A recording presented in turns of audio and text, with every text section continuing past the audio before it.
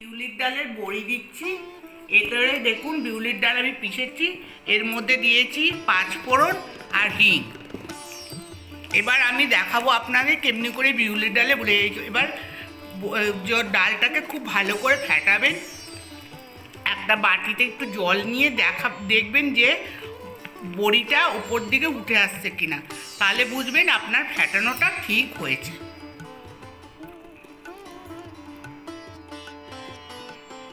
দেখুন দেখছি এটা ফেটানোটা ঠিক মতন হয়েছে কিনা। যদি ফেটানো ঠিক হয় তাহলে বড়িটা জলের উপরের দিকে ভেসে উঠবে।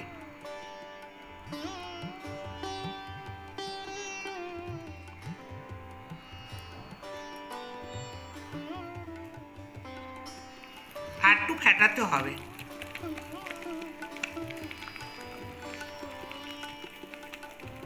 যত ফেটাবেন তত ওই বড়িটা স্মুথ হবে, মানে খেতেও ভাল লাগবে।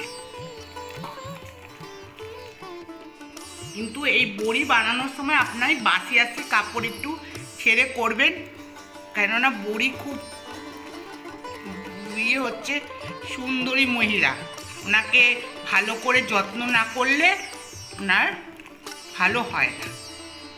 এবার আমি হাতটা ধুয়ে নিচ্ছি, ধুয়ে নিয়ে থালা দুটো রেখেছি, ওর মধ্যে তেল দিয়েছি, ওইগুলোকে ভালো করে থালাতে লাগিয়ে দেবো, তাহলে বড়িটা ঠিক করে উঠবে। দেখুন তেল থালাতে লাগাচ্ছি।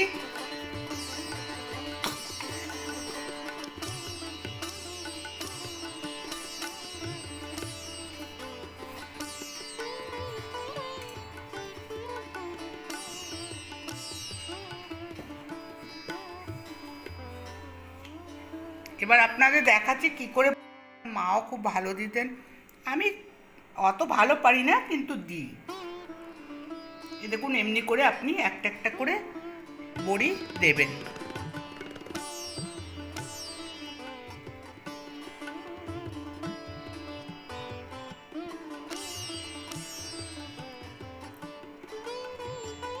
আমি এখন নিজের নতুন বাড়িতে এসে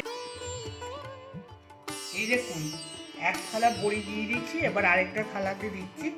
হ্যাঁ, আমি অত সুন্দর করতে পারি না দোকানদারদের মতন।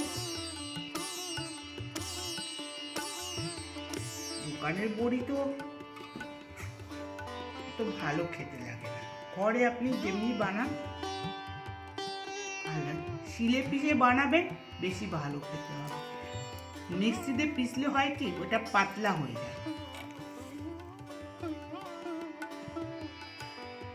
আজকাল আর কি মেহনত করে।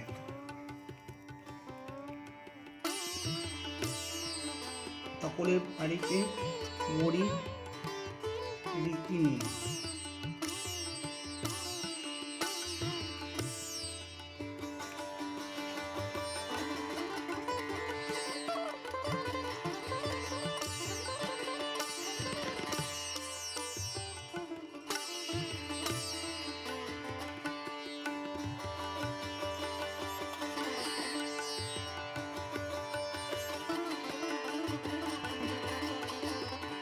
এবার আমি রোদে দেব।